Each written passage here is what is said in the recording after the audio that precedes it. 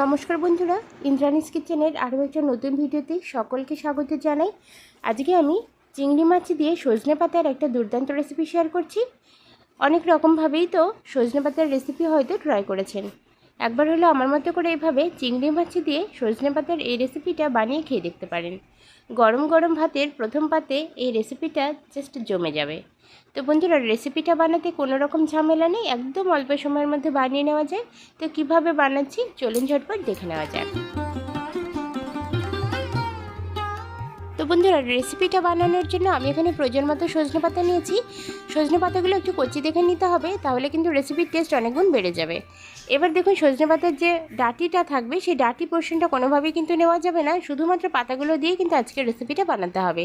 তো একটা একটা করে পাতা আমি এভাবে ছাড়িয়ে নেব, বা শীষ ধরে টান দিলে কিন্তু সম্পূর্ণ পাতাগুলো উঠে আসবে। খুব সহজেই কিন্তু সজনে পাতার এই পাতাগুলোকে ছাড়িয়ে নেওয়া যায়।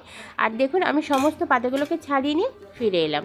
এবার খুব ভালোভাবে পরিষ্কার জল দিয়ে ধুয়ে নিতে হবে। তার জন্য আমি চলে যাচ্ছি সজনে পাতাগুলোকে ধুতে। 2 থেকে 3 বার জল পাল্টে পাল্টে সজনে পাতাটাকে পরিষ্কার জল দিয়ে ধুয়ে নিয়ে ফিরে আসছি।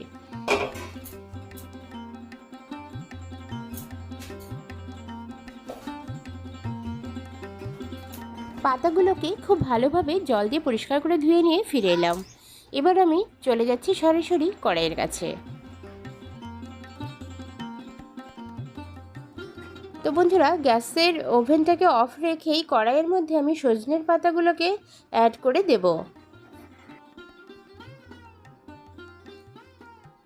পাতাটাকে দেওয়ার পরেই এর মধ্যে দিয়ে দিচ্ছি 1/2 কাপ মতো জল। পাতাটাকে সেদ্ধ করতে হবে, তার জন্য কিন্তু অবশ্যই এতে 1/2 কাপ মতো জল কিন্তু অ্যাড করে দিতে হবে। দিয়ে দিচ্ছি পরিমাণ মতো নুন। এবার এর মধ্যে সামান্য মাত্র একটু খাবার সোডা আমি অ্যাড করে দিচ্ছি। তো খাবার সোডাটা দিলে সজনের পাতাটা খুব তাড়াতাড়ি কিন্তু সেদ্ধ হয়ে যাবে।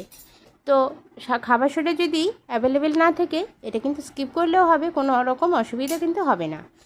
এবার খাবার সোডা আর নুন দিয়ে তার সাথে সামান্য একটু জল দিয়ে সজনের পাতাটাকে সেদ্ধ করে নেব। তো তার জন্য ঢাকনা চাপা দিয়ে মোটামুটি 5 থেকে 6 মিনিটের জন্য গ্যাসের ফ্লেমটাকে লো রেখে ছেড়ে দিচ্ছি।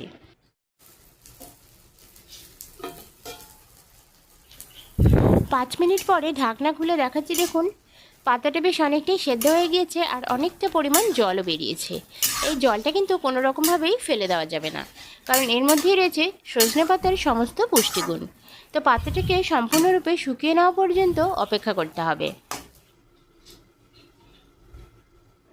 তো আমি আরও একবার ঢাকনা চাপা দিয়ে আরও 3-4 মিনিট পর্যন্ত কুক করে নিয়েছি। আর এই পর্যায়ে এসে জলটাও দেখুন অনেকটাই শুকিয়ে গিয়েছে আর পাতাটাও কিন্তু একদম পারফেক্টভাবে সেদ্ধ হয়ে গিয়েছে। এবার আমি খুন্তির সাহায্যে এভাবেই একটু জোরে জোরে চাপ দিলে পাতাগুলো কিন্তু খুব সুন্দরভাবে মিশে যাবে, একদম একটা পেস্টের মতো তৈরি হয়ে যাবে। আর আস্তে আস্তে কিন্তু জলটাও এর মধ্যে সফট হয়ে যাবে। তো সম্পূর্ণ জলটাকেই একদম শুকিয়ে নেব বন্ধুরা, তারপরেই কিন্তু এই পাতাটাকে নামিয়ে নিতে হবে। তো পাতাটা আর জলটা কিন্তু একদম শুকিয়ে গেছে, পাতাটাও দেখুন একদম পুরো নরম হয়ে সেদ্ধ হয়ে গিয়েছে। এই পর্যায়ে এসে আমি সজনের পাতাটাকে নামিয়ে নিচ্ছি।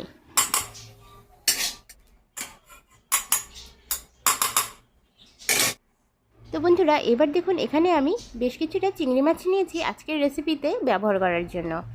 আর এই সজনে পাতার সাথে চিংড়ি মাছটার এই রেসিপি একদম কিন্তু জাস্ট জমে যাবে, অসাধারণ খেতে লাগে। তো চিংড়ি মাছ এখানে বড় বা ছোট যাই নেন, কোনো অসুবিধা নেই। এখানে আমি আমার ঘরে যে ধরনের চিংড়ি মাছ ছিল সেটাই কিন্তু ব্যবহার করছি। চিংড়ি মাছটাকে একটু প্রথমে ম্যারিনেট করে নেব, আর তার জন্য সামান্য পরিমাণ নুন আর হলুদের গুঁড়ো এতে দিয়ে দিচ্ছি। নুন আর হলুদের গুঁড়ো দিয়ে চিংড়ি মাছটাকে একটু খুব ভালোভাবে মেখে নিচ্ছি হাত দিয়ে।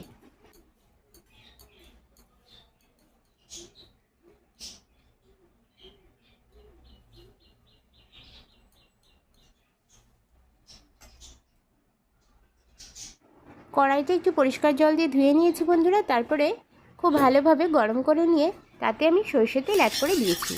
আর আজকের রেসিপিটা আমি বানাচ্ছি সরষের তেলে, তবে আপনারা পছন্দসই যে কোনো তেল দিয়ে কিন্তু বানিয়ে নিতে পারেন। তো তেলটা খুব প্রথমে গরম করে নিতে হবে, একদম তাতিয়ে নিতে হবে তেলটা। তারপরে এর মধ্যে চিংড়ি মাছগুলোকে অ্যাড করে দিয়ে চিংড়ি মাছগুলোকে ভেজে নিতে হবে।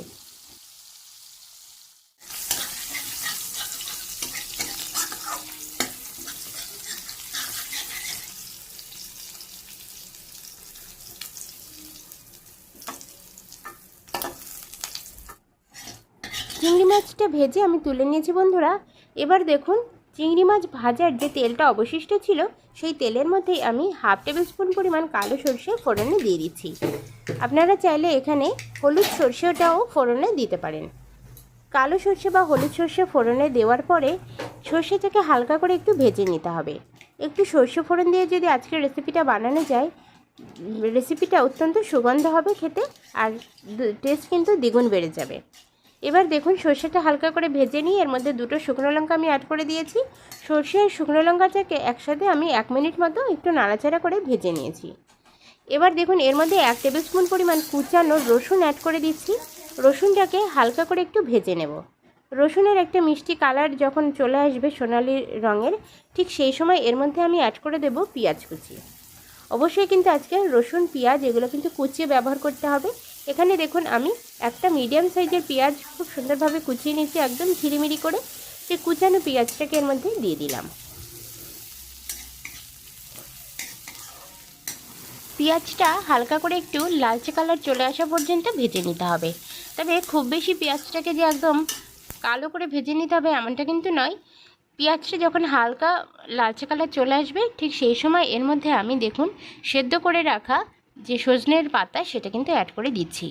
তো বন্ধুরা সজনের পাতা সেদ্ধ করার পরে একদম অল্প একটু হয়ে যায়, তো আপনারা নিজেদের প্রয়োজন মতো কিন্তু একটু বেশি করে নিয়ে নেবেন। এবার এর মধ্যে সজনের পাতাটাকে দিয়ে খুব ভালোভাবে নাড়াচাড়া করে মিশিয়ে নিচ্ছি। 1 মিনিট মতো সজনের পাতাটা একটু নাড়াচাড়া করে নিয়েছি। এরপরে এসে এর মধ্যে ভেজে রাখা চিংড়ি মাছগুলোকে আমি অ্যাড করে দিয়েছি। চিংড়ি মাছটাকে দেওয়ার পরে কন্টিনিউ নাড়াচাড়া করে নিতে হবে 2-3 মিনিট ধরে। আর একটু সজনের পাতার মধ্যে যদি কোনো রকম জুসি ভাব থাকে সেটা কিন্তু আমি শুকিয়ে নেব। আজকে কিন্তু একটু শুকনো শুকনো করেই সজনের এই শাকটাকে রেডি করতে হবে। তো তার জন্য অবশ্যই কিন্তু গ্যাসের ফ্লেমটাকে হাই টু মিডিয়ামে রেখে মোটামুটি যদি 2-3 মিনিট নাড়াচাড়া করে নেওয়া যায় তাতে কিন্তু সমস্ত জুসটা কিন্তু একদম টেনে যাবে, আর সজনের পাতাটা কিন্তু খুব সুন্দরভাবে একদম চিংড়ি মাছের সাথে মিশে যাবে।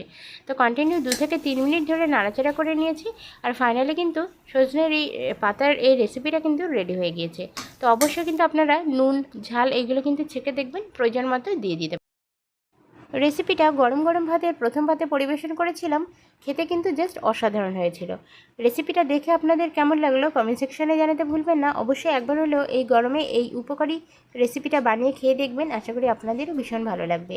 তো ভালো লাগলে একটা লাইক করার অনুরোধ রইল। দেখা হচ্ছে পরবর্তী ভিডিওর সাথে, ততক্ষণে যেন সকলে সুস্থ থাকুন, ভালো থাকুন।